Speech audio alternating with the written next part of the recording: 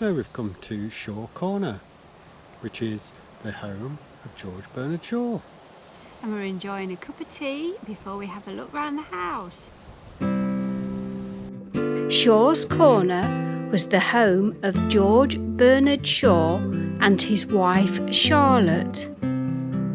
Originally built as the new Rectory in 1902, the house was designed in the arts and crafts style, with beautiful stained glass windows and hearts cut into the banisters.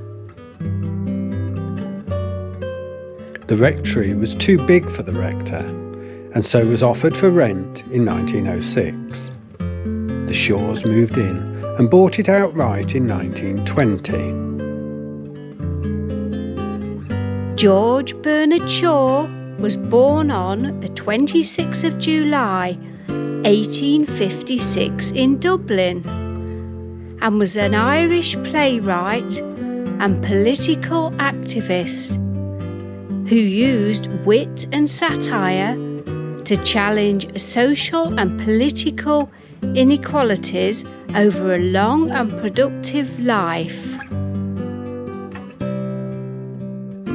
He was hugely prolific and wrote nearly 60 plays and countless letters and articles.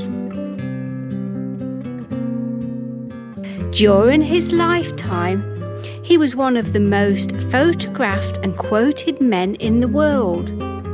His words and opinions are still relevant today.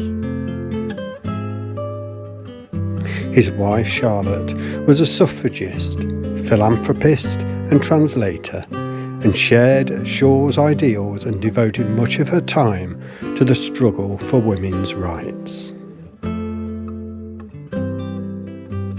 In 1939, Shaw was the first person to win both an Oscar and Nobel Prize, an achievement not repeated until Bob Dylan received his Nobel Prize in 2016.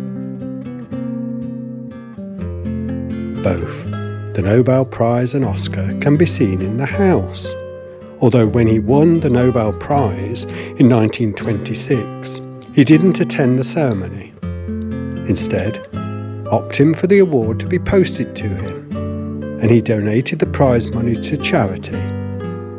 The prize medallion never made it to Shaw, and its whereabouts remain unknown.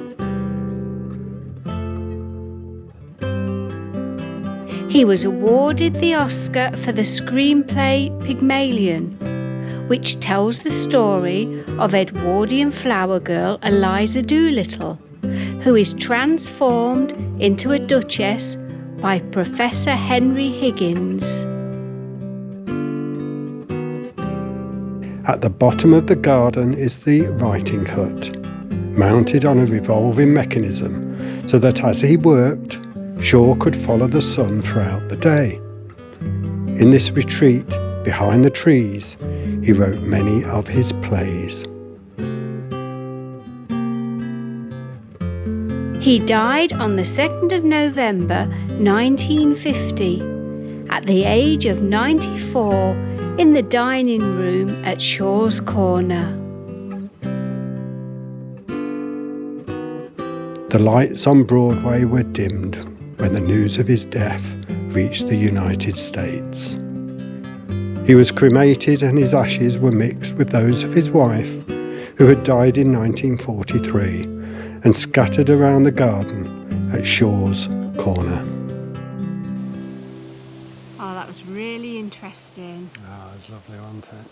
Yeah, I love that Oscar. I know, how amazing to see that. Yeah, I don't think we'll be winning one soon. No. Anyway, thanks for watching. Thank you. Bye. Bye.